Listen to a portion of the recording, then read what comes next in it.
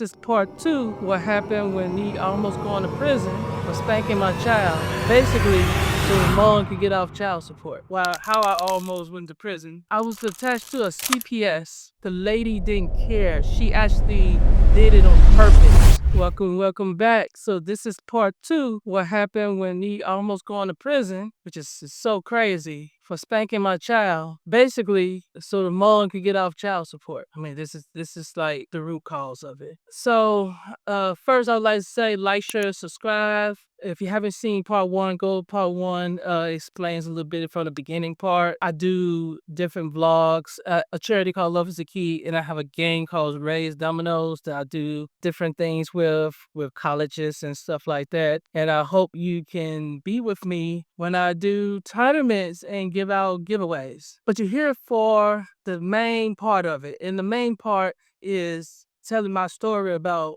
how I almost went to prison. So where I left off at is that I was attached to a CPS, and when I was there, CPS contact me. They wouldn't, even though I had full custody of my child, they would try to act like that it was more so a 50-50, even though it wasn't. And they would try to go to court to change it, but I did not stay per se in Texas. I was just there visiting. I'm just there as a nurse doing traveling nursing things. So they couldn't pursue trying to change my court order or go to court without me staying there a long period of time.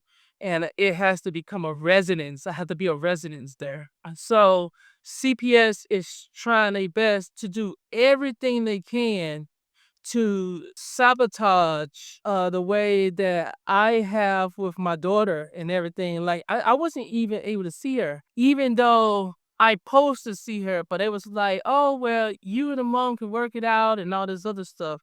Even though they know that we was at odds, the lady didn't care. She actually did it on purpose so I wouldn't be able to see my daughter. It was so crazy. Even to her birthday, I think I said happy birthday and that was it. And I was supposed to spend time with her and everything, but CBS was literally telling me that they didn't have time for supervision or anything like that, even though it's the law, and then I should just set it up with the mom, and then we'll have these times. So all this stuff, these are months, a couple months going by, and I'm going back and forth, and it was so crazy how life was just changing in my eyes.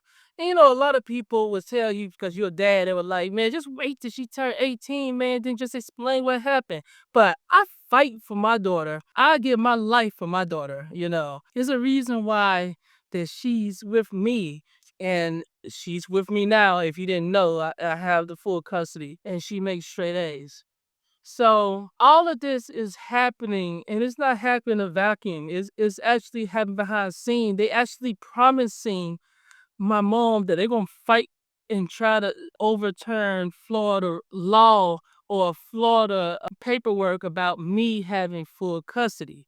So they saying, we're gonna try our best because this is Texas, blah blah blah. So time go on, I'm fighting to not just see my daughter, but actually tell what they can and can't do because I have full custody of my daughter. That's the court order. So they have to, even though they did go to court to try to change it, the court denied it in Texas. So I'm still here, have court order that's from Florida. So they can't do nothing but abide by it. So that's when the time came that my lawyer said, you need to head back to Florida. You need to get your daughter. They are trying to keep you here so they can establish custody of her. And then they can pretty much try to do whatever they want. You have the right to do what you need to do. So the first thing you need to do is go and get your daughter back in school because it's COVID time, so she was going from home. So put her in school. The mom can't do it. The mom don't have the legal authority to do it. You have to do it. So I fight a long time. I'm talking about fighting tooth and nail to get her back to school. And when I get her to school on the first day, that's when I came and picked her up because the lawyer's like, you can head back to Florida. And that's exactly what I did. The cop, first time was seeing my daughter, went there at that time. We was at the same time. So my daughter is with me. We headed out of town back to Florida. The cop calling me saying, I'm at the school, but did you pick up your daughter? I said, yes. She said, this is illegal. I said, it's not illegal because I got full custody. And that's when part 3 would come. I know. You all waiting for it. Go watch part 1. This is part 2. And I'll tell you part 3 about me. In the cops' eyes, I'm doing a high-speed chase back to Florida. And they coming to get me. See you in part 3.